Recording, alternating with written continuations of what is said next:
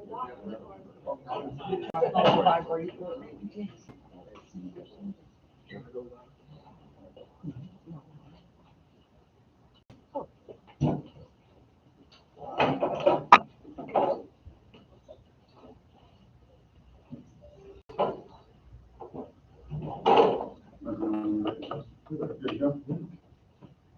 morning, welcome.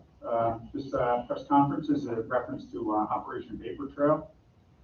Approximately 6 to 8 months ago, Robinson County District Attorney Matthew Scott requested assistance from the Southeastern North Carolina Violent Crime Task Force to investigate vape stores in Robinson County.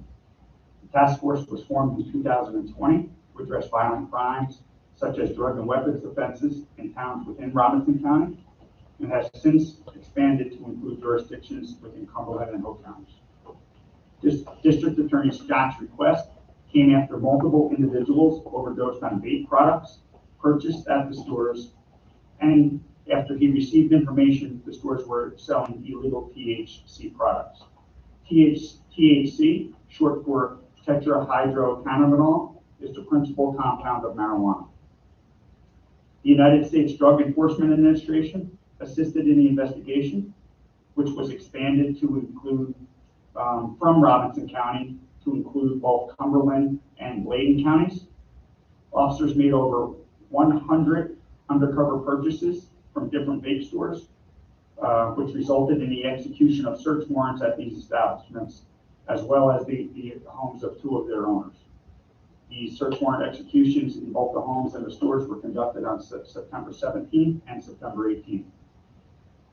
These stores are known to advertise their products as being legal and only containing levels of THC permitted by law, when in fact they contain much higher levels in violation of North Carolina general statutes. The legal limit in North Carolina is under 0.3%. These products also contain many harmful chemicals, which have caused overdoses, resulting in some long-term significant health issues for some vape users. Additionally, these vape stores advertise their products intentionally designed to entice younger people to purchase them, such as using names of legitimate brands of cereal, candy, potato chips, and other food-related items on their packaging. These legitimate companies are not involved in the sale of these illegal products and did not give permission for their brand names to be used. 30,896 such counterfeit items were seized during our investigation to date, with a manufacturer's suggested retail price of $313,806. The North Carolina Secretary of State's Office trademarked law enforcement agents responsible for investigating counterfeit products, assisted with the search warrants, and seized them.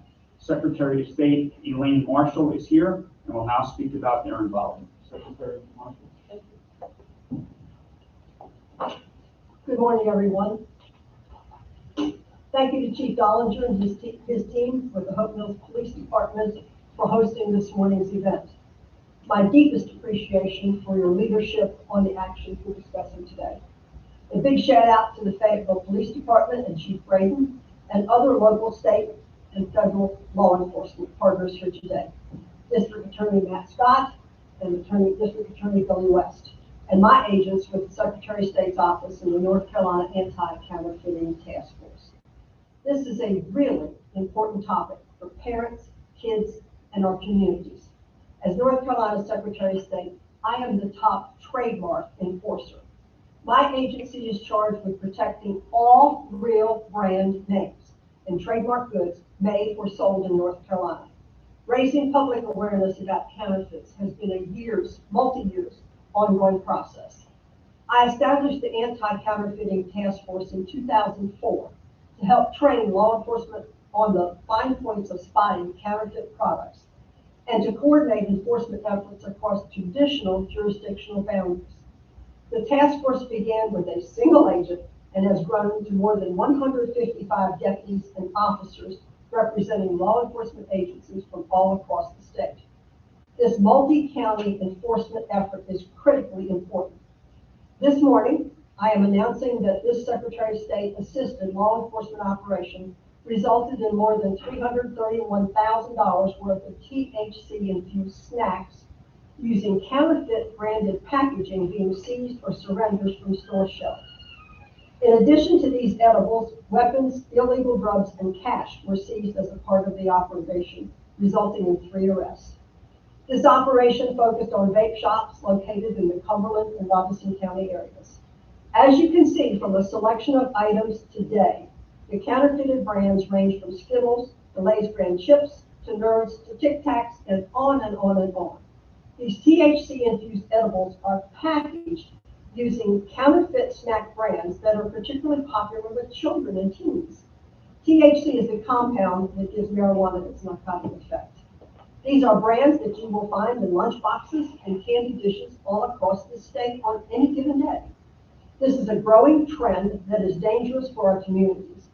It is important to raise awareness of this issue with parents and residents all across North Carolina.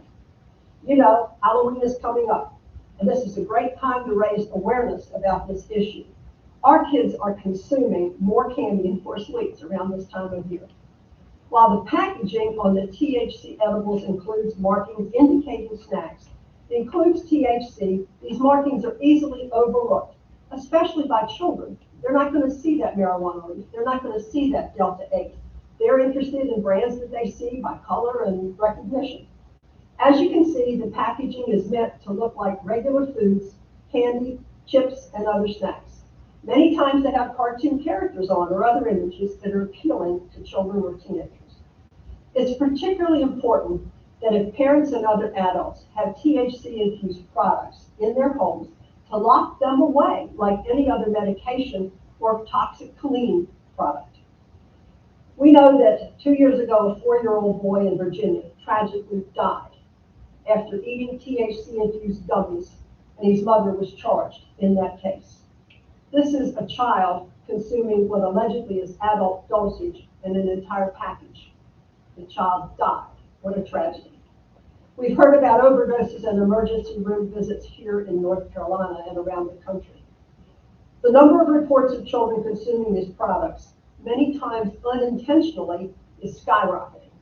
According to America's Poison Center, reports of cannabis edible poisoning in children 12 and under has increased 8-fold in 5 years. In 2018, there were 808 reports to poison control centers. And in 2023, that number was 6,888. All of these counterfeit products pose a serious threat to the health and safety of our consumers and communities. This operation, as I said, resulted in 3 arrests that I just mentioned and 24 written warnings for counterfeit merchandise. Counterfeit products continue to be a nationwide issue and a nationwide enforcement priority. In America, when we plug something into the wall, put it in our body, or otherwise use it, we expect it to be safe. That is no longer true with these counterfeits. And the fact that many of these items here today are being marketed to kids is doubly troubling. Counterfeiting is not a victimless crime. Please think about that when you're funding when you buy counterfeits. I used to think that buying counterfeits was kind of a harmless joke thing when it was jewelry. But many times the profits from the sale of counterfeit merchandise help fund the operations of organized crime, trafficking in humans, and even terrorist organizations. None of it is funny anymore. Since the establishment of the task force, we have worked more than 7,500 cases, resulting in taking more than $200 million worth of counterfeits off the streets. Our law enforcement partners are a force multiplier that enables the Anti-Counterfeiting Task Force to assist in an operation of this size and scope in order to protect the people of our communities all across the state. Again, a big thank you to Hope Mills Police Department, Fayetteville Police Department, and our other law enforcement and brand partners for their cooperation in this effort. Thank you.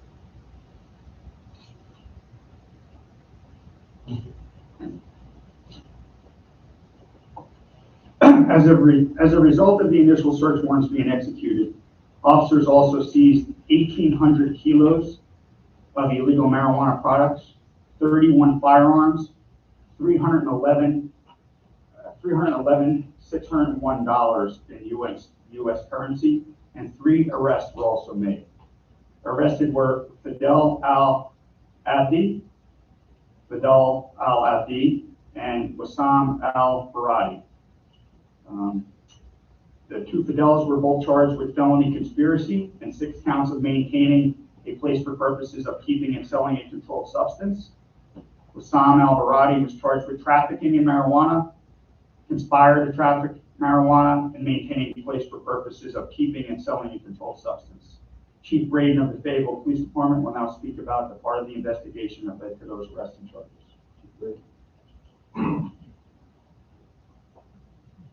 Good morning. What I'd like to speak about today is our participation in the actual task force operations. You know, as the chief of police, I recognize that crime is not a jurisdictional problem, it's a regional problem. The participation that the Fayetteville Police Department took part in was our part in this regional investigation.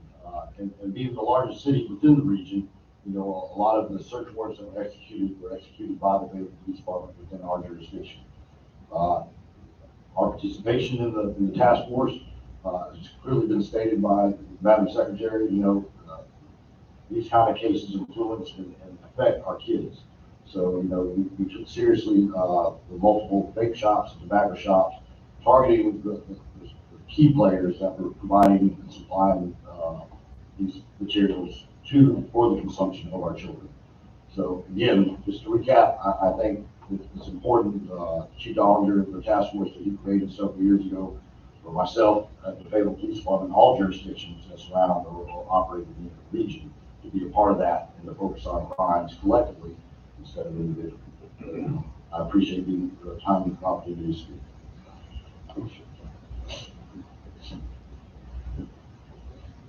This was a joint task force investigation, as you've heard, involving multiple task force agencies with the coordination of the agency heads, many of which are standing behind me. I think it's important, and we mentioned the jurisdictions by name for their hard work that they do, not only this investigation, but the other coordinated investigations we conduct, as mentioned by Chief Braden. It would be the Hope Mills, Fayetteville, Lumberton, Spring Lake, Pembroke, St. Paul's, Red Springs, and Parkland Police Departments, the Hope County Sheriff's Office, the North Carolina State Bureau of Investigation, North Carolina Alcohol Law Enforcement, North Carolina Probation and Parole, the United States Drug Enforcement Administration, the United States Department of Homeland Security, the Federal Bureau of Investigation, United States Alcohol, Tobacco, and Firearms, and the Army Criminal Investigative Division. All of these agencies are part of our task force on a regular basis, and we're all heavily involved in this investigation that we conducted at the vape shops. This investigation is still ongoing. More arrests will be made and charges filed. Information regarding those arrests and charges will be released at another press conference at a later date. The illegal marijuana products sold at these stores are extremely dangerous and can result in long-term health issues for users. Most of these products come from China, where they are actually illegal and banned due to the dangers that they present. The owners of these vape shops are more concerned about profit instead of the safety of their customers and our community members.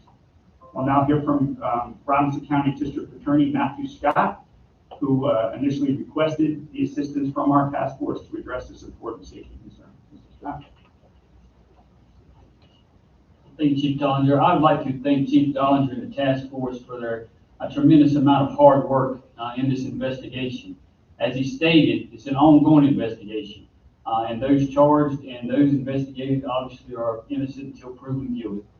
However, I want to speak specifically about how we got here today. We got here because of families, mothers and fathers, who've seen how this has impacted their children and the lives of their children and the framework of their family. I have heard from many stories from parents whose children have gotten hooked on these vapes and these gummies, and has had a tremendous impact on their health, not just their physical health, but mental health. I've spoken to a mental health provider in Jacksonville at Bryn Mawr Hospital who said at one time a whole wing of their hospital was dedicated to individuals, adults, who are under psychiatric care because of these Delta 8, 9, and 10 products. Those are adults. Just imagine the effect it has on children whose brains are not fully developed. And here in these families, I can tell you it's affected my family and numerous other families in Robeson County.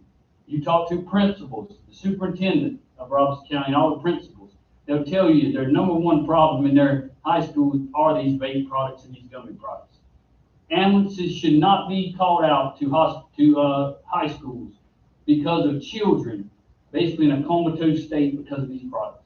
That should not happen in Robeson County. It should not happen in any county. It should not happen in this state.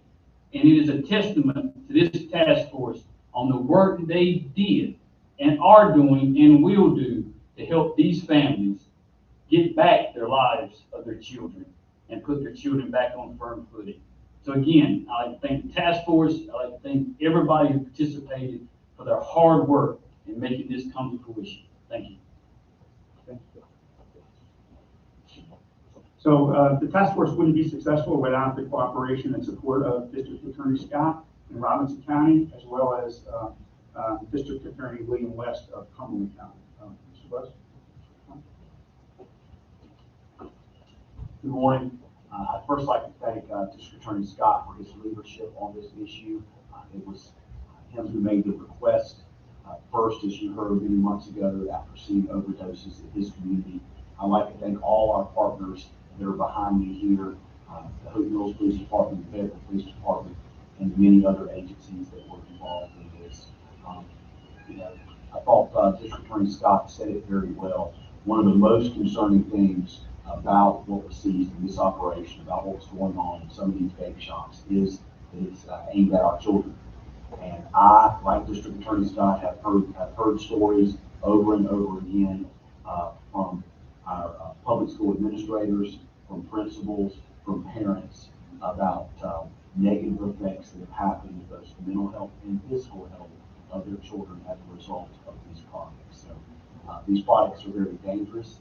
These products are illegal, and I just applaud this task force for everything they did to do something about that. We'll continue to aggressively prosecute the cases that come out of this operation, and to continue to be a part of any future operations on this topic and many others. So I thank you for the opportunity to speak and be part of this. Thank you. We'll now take any questions before we conclude.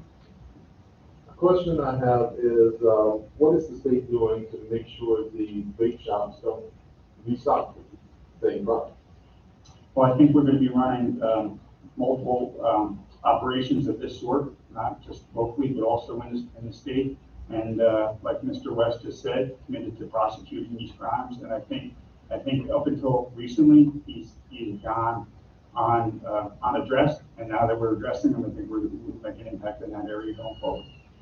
And how many of the shops did you all find these products in? I guess compared to how many shops you all did the investigation? We found the products in the 100 search warrants that we executed. We found those products in those 100 vape stores.